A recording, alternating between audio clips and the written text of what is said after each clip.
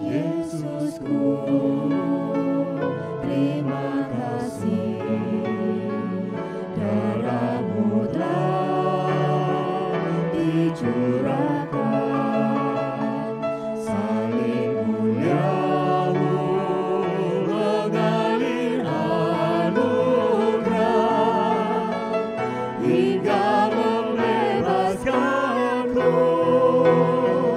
Salib mulia telah memberiku hidup. Oh Tuhan, ku sujud sembah-Mu. Keselamatan dunia ialah rencana-Mu. Kasih-Mu kekal selamanya.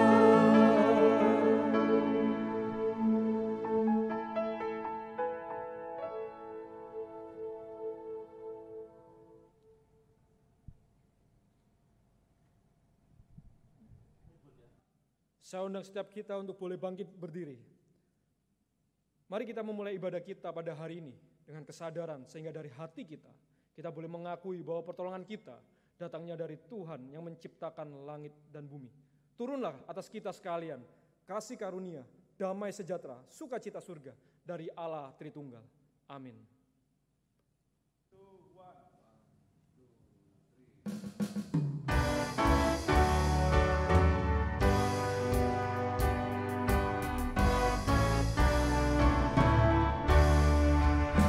Segala pujian bagi-Mu, segenap nafas muliakan-Mu, surga bumi kan berseru, kuduslah Tuhan nama-Mu.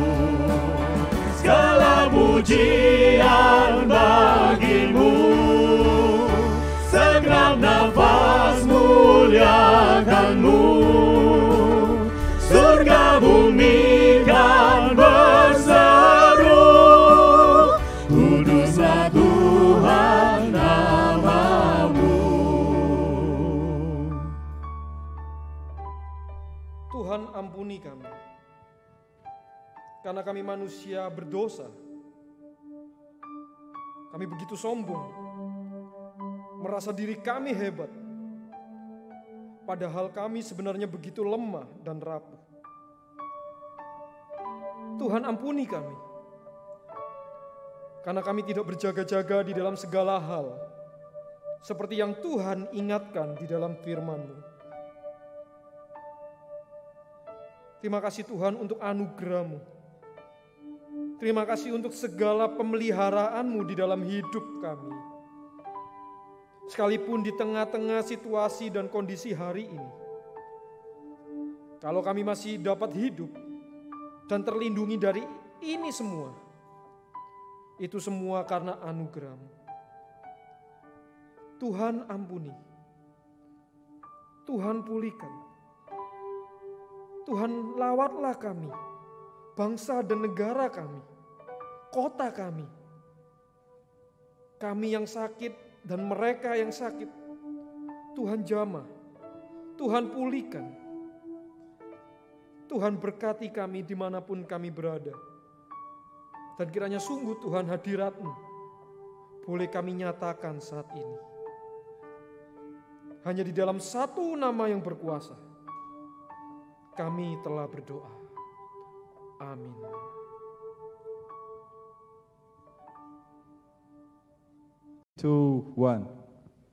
Sekalipun kita sedang menghadapi situasi yang mengkhawatirkan saat ini, jangan biarkan itu membuat kita tidak dapat memuji Tuhan.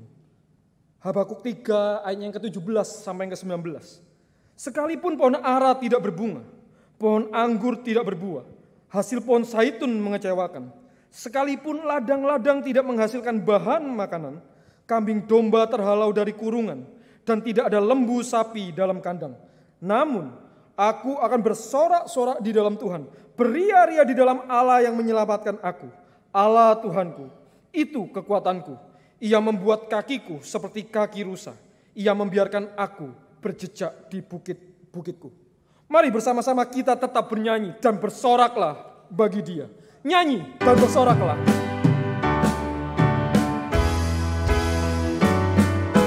Nyanyi dan bersoraklah bagi Dia, pujian hormat kuasa bagi Raja.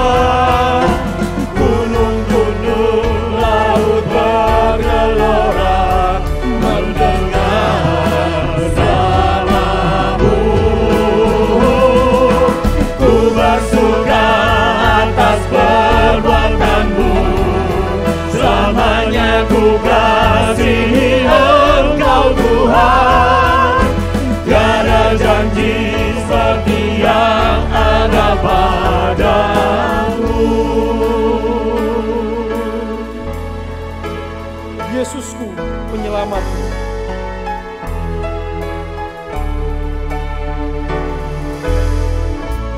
Yesusku penyelamatku, tiada yang seperti Engkau.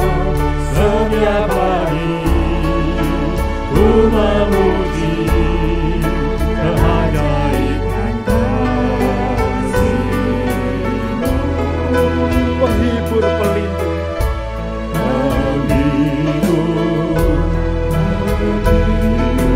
Menara kekuatan, biarlah semua yang bernafas tak berhenti menyembah-Mu.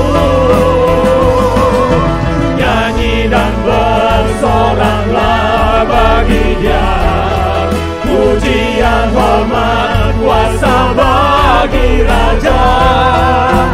Gunung tunduk, laut bergelora mendengar nama-Mu.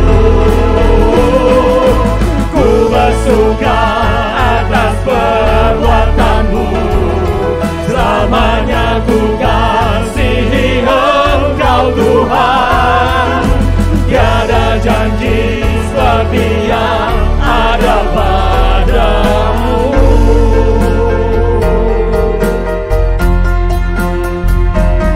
Mulia bagi Allah, mulia bagi Allah, mulia bagi Allah untuk berkarya-Mu. Darah-Mu selamatkanku, kuasa-Mu bangkitkanku. Mulia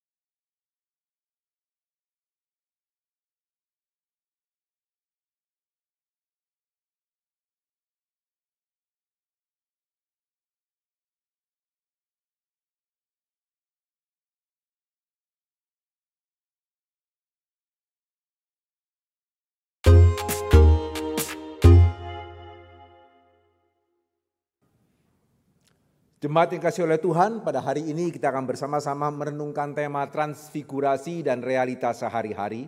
Mari kita akan melihat Matius pasal ke-16 ayatnya yang ke-28. Aku berkata kepadamu, sesungguhnya di antara orang yang hadir di sini ada yang tidak akan mati sebelum mereka melihat Anak Manusia datang sebagai Raja dalam kerajaannya. 17 ayat yang pertama.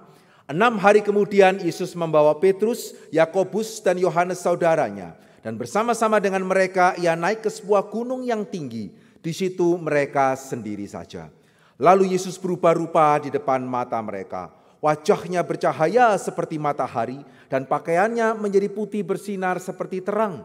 Maka nampak kepada mereka Musa dan Elia sedang berbicara dengan dia. Kata Petrus kepada Yesus, Tuhan, betapa bahagianya kami berada di tempat ini. Matius 17 ayatnya yang ke-14. Ketika Yesus dan murid-muridnya kembali kepada orang banyak itu, datanglah seorang mendapatkan Yesus dan menyembah. Katanya, Tuhan, kasihanilah anakku. Ia sakit ayan dan sangat menderita. Ia sering jatuh ke dalam api dan juga sering ke dalam air. Aku sudah membawanya kepada murid-muridmu, tetapi mereka tidak dapat menyembuhkannya. 19. Kemudian murid-murid Yesus datang dan ketika mereka sendirian dengan dia, bertanyalah dia, mengapa kami tidak dapat mengusir setan itu? Ia berkata kepada mereka, karena kamu kurang percaya. Sebab aku berkata kepadamu, sesungguhnya sekiranya kamu mempunyai iman sebesar biji sesawi saja, kamu dapat berkata kepada gunung ini pindah dari tempat ini ke sana, maka gunung ini akan pindah dan takkan ada yang mustahil bagimu. Mari kita berdoa. Bapa di dalam kerajaan surga, kami sudah membaca kebenaran firman-Mu dan sebentar kami akan merenungkannya bersama-sama. Pakai hamba-Mu dalam segala keterbatasannya dan berbicaralah kepada setiap kami ya Tuhan, khususnya pada saat-saat yang seperti ini. Kiranya firman Tuhan boleh memberikan penghiburan yang sejati kepada setiap kami yang percaya. Berkatilah pemberitaan firman Tuhan sebentar ini. Dalam nama Yesus kami berdoa dan kami bersyukur. Amin. Oke, thank you. Gimana?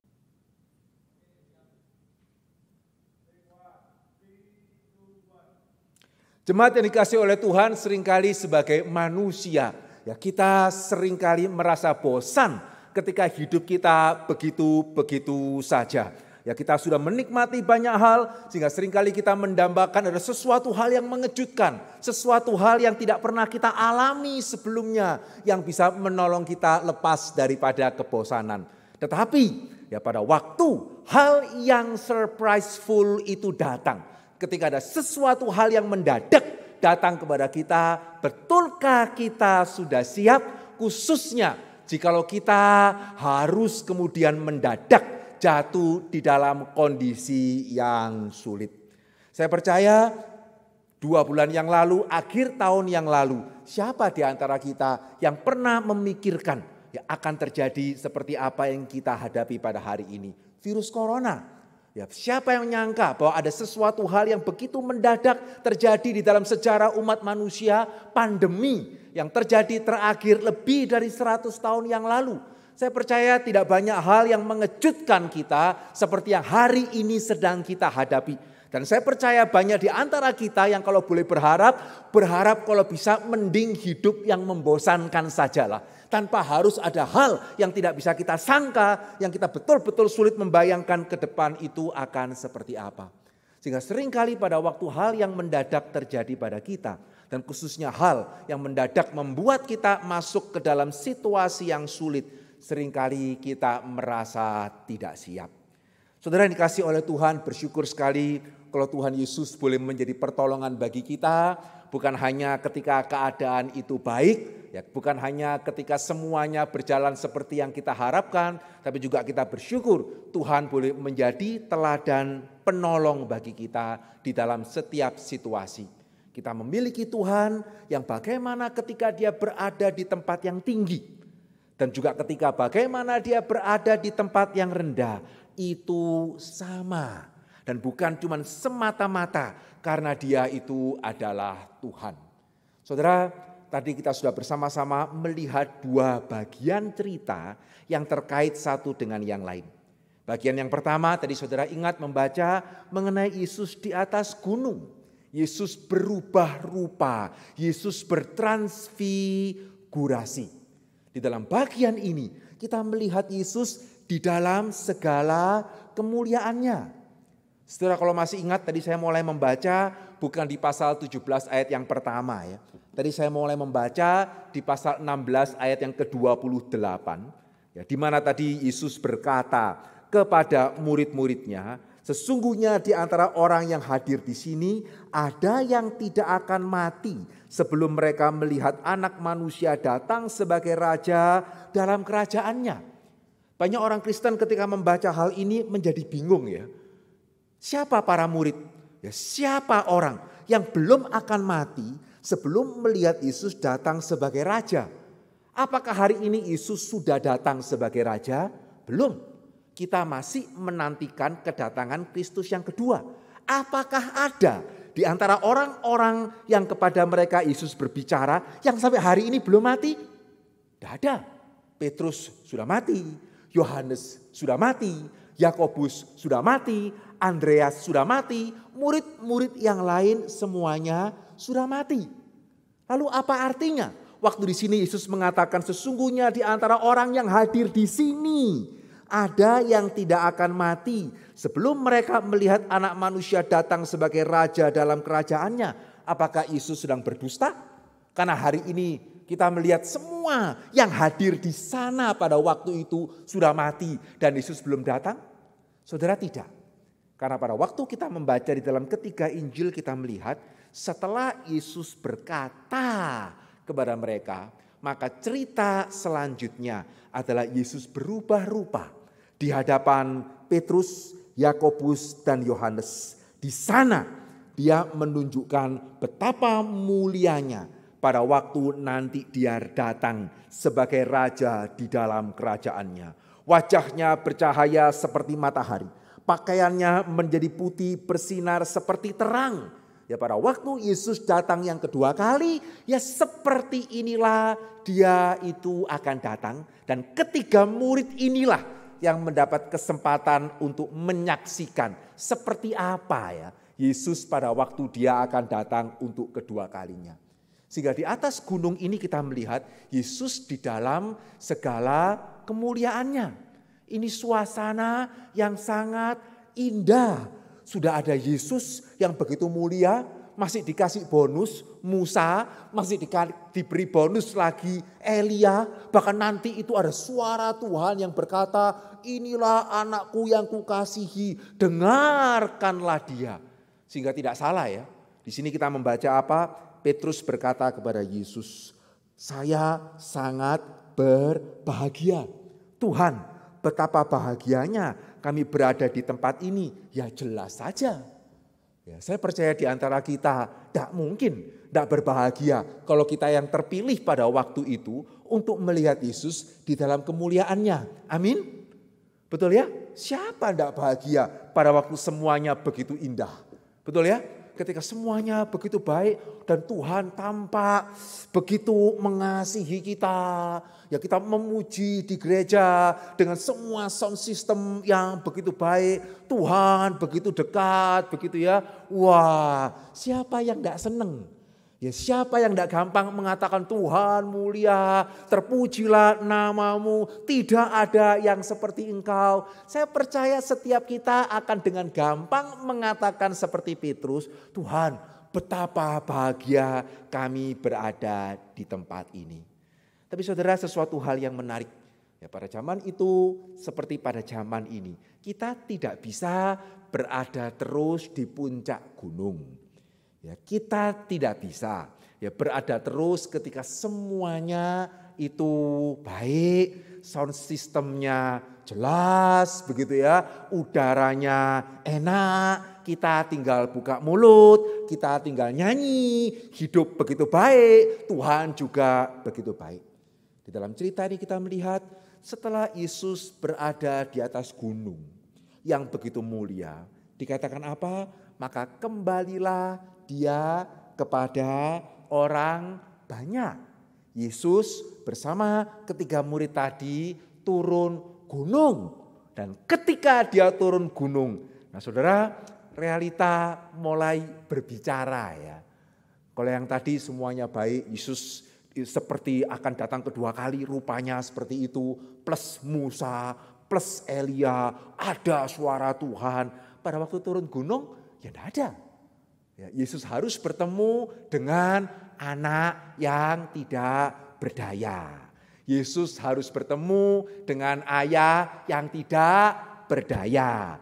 Yesus harus bertemu juga dengan zaman yang tidak berdaya. Orang banyak yang cuman bisa, ini kok tidak bisa ya, ini bagaimana ya, kok tidak bisa sembuh, solusinya apa. Dan bahkan Yesus mesti bertemu dengan murid yang tidak berdaya. Dan sepertinya satu-satunya yang berdaya, ya satu-satunya yang berkuasa, ya penyakit itu.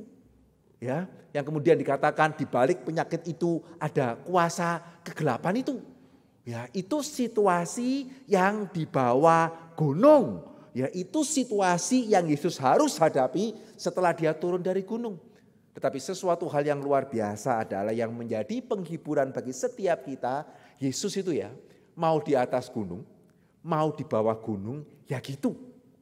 Ya, dia mau di atas gunung, dia mau di bawah gunung, bagaimana dia bersikap, bagaimana dia berbicara, bagaimana dia itu tenang, itu sama. Ya, sementara seringkali kita seperti para murid di atas gunung dengan di bawah gunung itu lain. Ya, di gereja ketika situasi baik itu satu hal. Pada waktu seperti ini, virus corona yang kita tidak tahu bagaimana ke depan, itu seringkali memberikan kepada kita langsung perubahan yang sangat drastis sekali. Kenapa kok begitu berbeda? Nah, saudara, apa yang membedakan saya percaya bukan cuma sekedar ya dia Tuhan sih. Saya bukan Tuhan. Sehingga Yesus di atas gunung, di bawah gunung, ya gitu. Saya enggak. Ya karena saya bukan Tuhan. Sehingga pada waktu hal yang baik, haleluya, puji Tuhan, begitu ya. Waktu hal yang baik, ya panik. Begitu ya gopo. Ya kita tidak tahu apa yang kita harus lakukan. Ya karena dia Tuhan, saya bukan Tuhan. Saudara tidak. Karena Alkitab mengatakan pada waktu Yesus turun ke dalam dunia. Meskipun dia adalah Allah seperti yang kita yakini. Dia mengosongkan dirinya. Ya dia tidak berhenti menjadi Allah begitu ya. Karena itu tidak mungkin. Tetapi Yesus tidak pernah memakai keistimewaan kealahannya untuk membantu dia melewati hari-hari yang sulit. Tidak. Sama seperti kita harus dikandung di dalam perut ibu kita, Yesus juga begitu. Sama seperti kita harus belajar bicara, belajar merangkak, belajar berjalan, Yesus juga harus seperti itu. Dia menjalani setiap apa yang kita harus jalani. Ya, sehingga apa yang membuat Yesus di atas gunung dan di bawah gunung bisa begitu sama bukan sekedar karena dia Tuhan. Demikian juga apa yang membuat kita ketika segala hal baik, amin, haleluya, puji Tuhan. Ketika hal yang tidak baik, Tuhan di mana? Kenapa ya Tuhan? Bukan karena sekedar kita itu adalah manusia, tidak. Tetapi karena Yesus mempunyai dua hal ini yang seringkali kita tidak punya. Yaitu ketika kondisi di atas gunung. Ketika segala sesuatunya baik. Dia belajar untuk mendengarkan suara Bapaknya. Ya, sejak umur 12 tahun Alkitab mencatat. Dia sudah membaca, dia sudah mendengar. Pada waktu itu dia dikatakan di dalam Lukas pasal kedua. Dia Yesus di bait suci bersama orang tuanya. Dia duduk, dia mendengar. Dia tanya kepada ahli Taurat. Dia mulai kecil sudah mempelajari firman Tuhan dengan sedemikian sungguh-sungguh. Ya sehingga itu kenapa pada waktu situasi sulit dia tetap bisa percaya kepada Tuhan. Bukan cuma pada waktu di atas gunung dia bisa percaya kepada Tuhan. Pada waktu di atas kayu salib dia bisa berkata apa? Bapa, ke dalam tanganku kuserahkan nyawaku. Bisa mengatakan seperti ini? Ya kalau semuanya baik ya bisa ya. Tuhan terindah, amin, amin. Engkaulah segala-galanya, amin. Begitu ya, siap ketemu Tuhan, amin. Hari ini kata siap ketemu Tuhan itu lebih serius ya. Betul ya. Hari ini kalau dulu kita hal baik ya. Saat semua baik, pada waktu mendengar Yesus mengatakan, Bapa, ke dalam tanganmu kuserahkan nyawaku. Wah, luar biasa. Haleluya, amin. Sekarang betul-betul berani mengatakan seperti itu. Ya, karena sekarang lebih nyata loh. Ya, kalau saudara hari ini berani mengatakan, Bapa, kuserahkan nyawaku kepadamu pada saat-saat corona seperti ini, saudara, itu kalimat akan otomatis menjadi lebih bermakna. Ya, daripada ketika maut masih jauh ya, kekuatan masih ada ya, begitu ya, uang masih banyak ya. Sekarang kita mau uang berapapun juga kita tahu tidak lepas loh. Ya, kita mau kedudukan di pemerintahan, mau kedudukan di perusahaan setinggi apapun tidak bisa lari loh. Betul ya? Masa hanya orang yang kurang uang itu yang kena virus corona? Enggak loh. Ya, sehingga hari ini siapa di antara kita yang berani tetap mengatakan seperti Tuhan Yesus, Bapa, ke dalam tanganmu kuserahkan nyawaku. Ataukah sekarang kita mengatakan, Tuhan pokoknya jaga loh ya. Kalau enggak nanti bagaimana, begitu ya. Kita yang mana? Dan kenapa kita kok berbeda? Nah saudara, karena seringkali kita tidak baik-baik mendengar firman Tuhan. Sehingga pada waktu keadaan sulit kita tidak siap untuk percaya. Padahal Tuhan tidak meminta iman yang seperti apa. Tidak. Tuhan mengatakan kalau imanmu seperti biji sesawi saja. Itu cukup. Betul ya? Itu cukup. Sehingga saya rindu justru pada saat-saat seperti ini ya.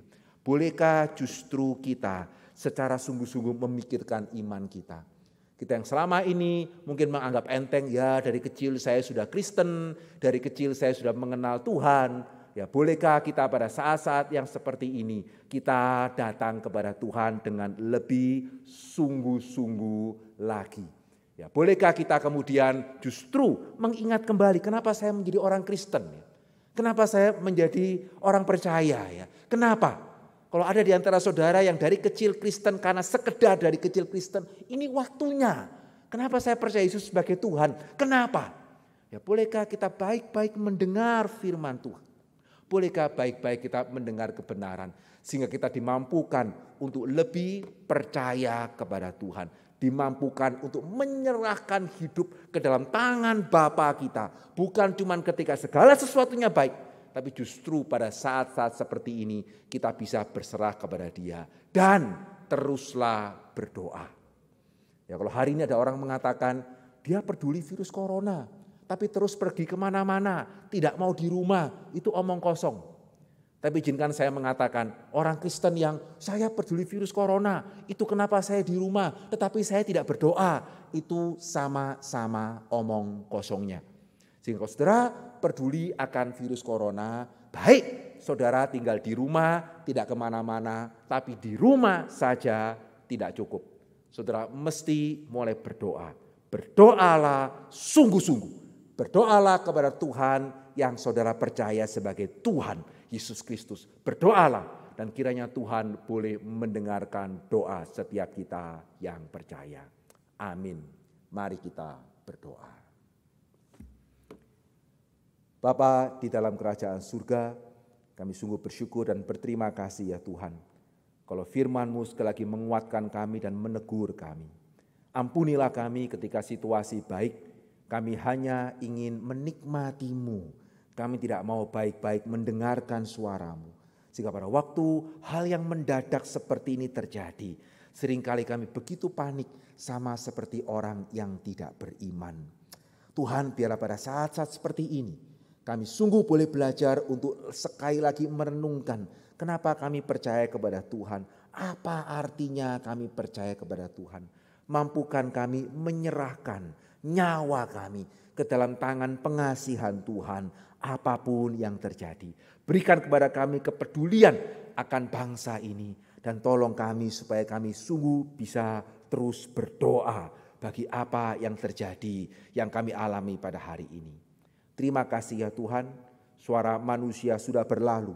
Kiranya Roh Kudus Tuhan boleh terus berbicara kepada kami. Di dalam nama Yesus kami berdoa dan kami bersyukur.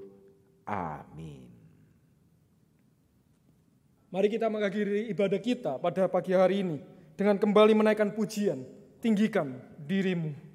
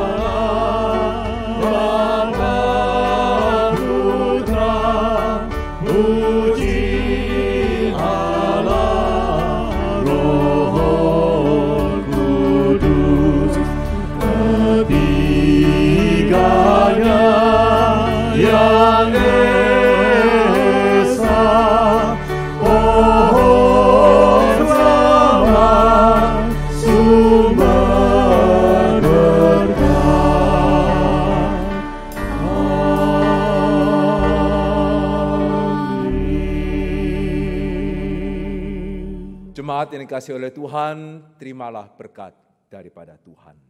Kiranya Allah Tritunggal, Allah Bapa, Allah Anak, dan Allah Roh Kudus, Allah yang menciptakan kita, Allah yang menebus kita, dan Allah yang memelihara hidup kita, boleh sungguh memberikan pemeliharaannya di dalam hidup kita, boleh menguatkan iman kita, mendengarkan doa kita, dan menjadikan kita saksi untuk kemuliaannya, mulai hari ini sampai selama-lamanya. Amin.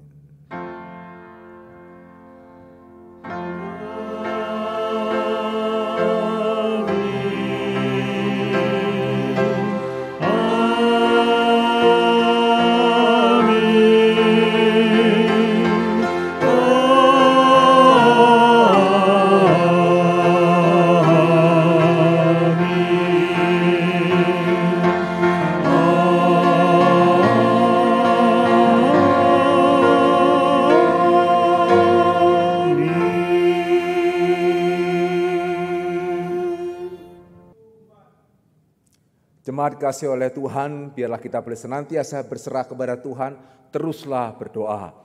Kiranya Tuhan boleh berbelas kasihan atas kita semua. Amin.